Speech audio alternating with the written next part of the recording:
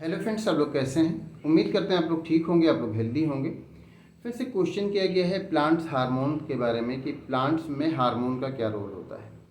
तो एनिमल्स के बारे में हम जानते हैं कि एनिमल्स में हार्मोन्स का बहुत इंपॉर्टेंट रोल होता है।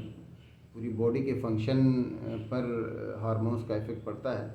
इसी तरह से प्लांट्स में भी हार्मोन्स का बहुत इंपॉर्टेंट रोल होता है। बल्कि जो एनिमल होते हैं उनमें तो बहुत सारे डिसीजंस जो होते हैं वो ब्रेन लेता है। एनिमल्स की बॉडी में जो डिसीजंस लेने होते हैं वो ब्रेन लेता है, लेकिन प्लांट्स जो होते हैं उनमें ब्रेन नहीं होता है। तो इसलिए प्लांट्स में हार्मोन का रोल और भी ज़्यादा बढ़ जाता है। तो प्लांट्स में भी हार्मोन का बहुत ज़्यादा रोल होता है। कौन सा रोल होता है वो उसके बारे में हम इस वीडियो में बात करेंगे। तो प्लांट्स में हार्मोन का रोल स्टार्ट हो जाता है प्लांट के बर्थ से लेकर के और लास्ट तक के हार्मोन का ही पूरा रोल रहता है। तो अगर हम स्टार्टिंग में बात करें कि सीड से लेकर के, सीड के जर्मिनेशन से लेकर के, तो सीड के जर्मिनेशन से ही प्लांट में हार्मोन का रोल स्टार्ट हो जाता है। सीड जर्मिनेशन में हार्मोन का रोल होता है और साथ साथ अगर सीड डोर्मिनेंट है तो उसकी डोर्मेंसी को ब्रेक करने के लिए भी हार्मोन्स का रोल होता है। डोर्मेंसी आप जानते हैं कि कई बार सीड होता है जिसको आप फेवरेबल कंडीशन देते हैं और फिर भी वो ग्रो नहीं करता है। तो सीड डोर्मेंट होता है, वो डोर्मेंसी की वजह से ग्रो नहीं करता है। सीड डोर्मेंसी के लिए अलग से वीडियो है, तो आप उसको देख लेंगे तो समझ में आ जाएगा कि सीड डोर्मेंसी क्या है। लेकिन सीड डोर्मेंसी का ब्रेक करना हो या जर्मिनेशन हो, सभी में हार्मोन्स का रोल होता है। प्लांट हार्मोन्स का, या हम प्लांट हार्मोन्स के बारे में बात कर रहे हैं। उसके बाद अगर जर्मिनेशन की बात करते हैं तो आप जानते हैं कि जो एम्ब्रियो होता है वहाँ से फिर रूट और शूट निकलना स्टार्ट होता है। तो रूट जो होता है वो रेडिकल से निकलता है और जो शूट होता है वो प्लूम्यूल से निकलता है। तो ये जो ग्रोथ होता है इस पर भी जो प्लांट हार्मोन होता है उनका रोल होता है इसमें भी। तो चाहे रूट का ग्रो करना हो, चाहे स्टेम का ग्रो करना हो, चाहे लीफ का ग्रो करना हो, इसमें भी प्लांट के हार्मोन्स का रोल होता है।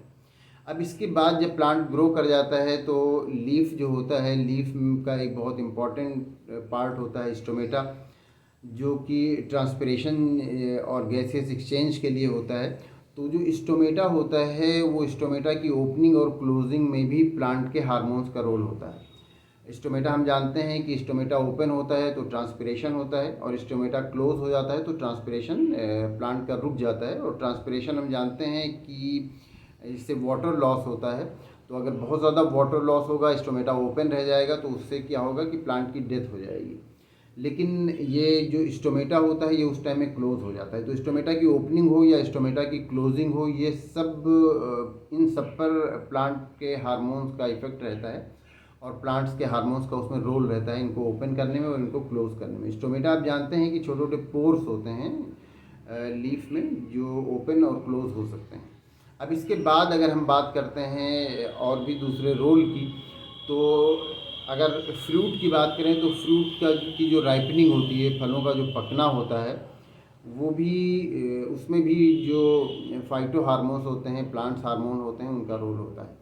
तो स्टार्टिंग से देखते हैं आप एंड तक के, तो हर जगह प्लांट में जो प्लांट्स के हार्मोन होते हैं उनका रोल होता है। और फ्रूट की राइपनिंग की बात आई, लेकिन फ्रूट की राइपनिंग से पहले अगर फ्लावरिंग की बात करें तो फ्लावरिंग में भी प्लांट के हार्मोन्स का रोल होता है। तो ये सारा आप स्टार्टिंग में आप सीड्स जर्मिनेशन, उसके बाद जो रूट है, शूट है, उन सबका ग्रोथ है, जो स्टोमेटा है उसकी ओपनिंग क्लोजिंग है, जो फ्लावरिंग है, जो फ्रूट का पकना है, इन सब जगह पूरी लाइफ में प्लांट में हार्मोन्स का रोल होता है। अब इसके अलावा और भी अगर हम रोल देखते हैं फाइटो हार्मोन्स का या प्लांट्स में जो पाए जाने वाले हार्मोन्स हैं उनका प्लांट में, तो डिफरेंट तरह के मूवमेंट, जैसे आप phototropism, geotropism, hydrotropism, chemotropism, thigmotropism, इन सब में प्लांट्स के हार्मोन का रोल रहता है। ये जो नेस्टिक मूवमेंट होते हैं उनमें भी प्लांट्स के हार्मोन का रोल रहता है।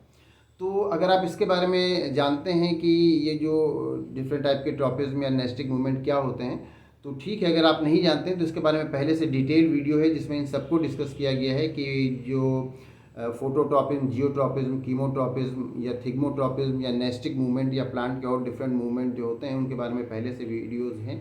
तो आप उसको देख लेंगे तो आपको अच्छी तरह समझ में आ जाएगा कि ये सब जो मूवमेंट होते हैं किस तरह से होते हैं और इनमें ये हार्मोन्स का क्या रोल होता है। तो आपने जो क्वेश्चन किया है कि प्लांट्स में हार्मोन्स का क्या रोल होता है, तो उम्मीद करते हैं आप समझ गए होंगे कि प्लांट्स की पूरी लाइफ में प्लांट के हार्मोन का रोल रहता है। प्लांट में अगर एक तरह से कहा जाए कि ब्रेन नहीं होता तो ये इन सारे डिसीजंस या सारा कंट्रोल बॉडी में हार्मोन से ही होता है, तो ये बात बिल्कुल सही होगी कि प्लांट्स में जो डिफरेंट एक्टिविटीज़, डिफरेंट तरह के मूवमेंट, डिफरेंट तरह के जो फंक्शंस होते हैं उनमें हार्मोन्स का रोल रहता है। तो उम्मीद करते हैं आपको आपके क्वेश्चन का आंसर मिल गया होगा। अगर इसमें आपको किसी तरह का कोई कन्फ्यूज़न है, कोई क्वेश्चन है तो आप पूछ सकते हैं।